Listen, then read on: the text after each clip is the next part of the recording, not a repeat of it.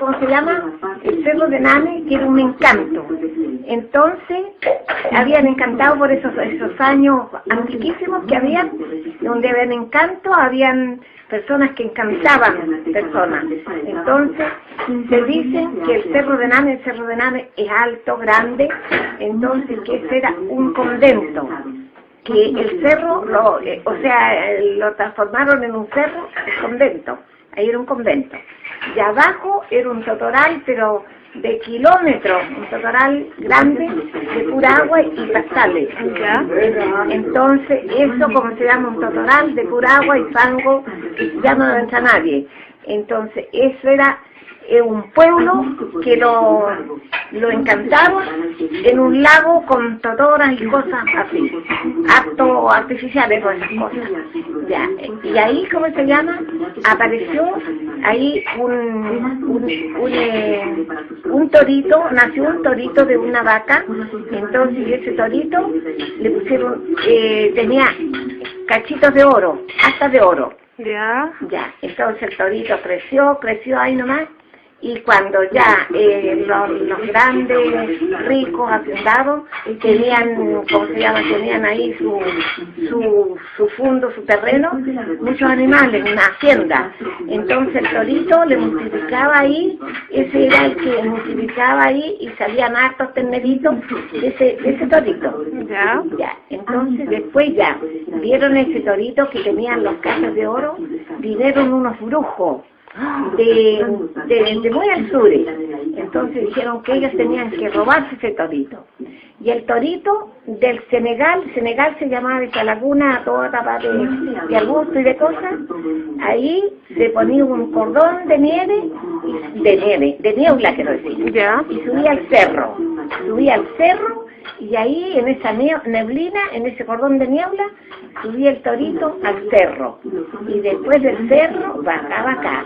Entonces los brujos de Chovillén, más allá de Chovillén, entonces dijeron que ellos tenían que robarse el torito, y para sacarle las actas, los cachitos, porque eran puro oro. Entonces fueron en una oportunidad cuando formaron un cordón de niebla del totoral al cerro y del cerro al mar, y ahí fueron y se robaron el torito. Se lo robaron y lo llevaron, y fueron y le sacaron las dos cachitos, las astas de oro.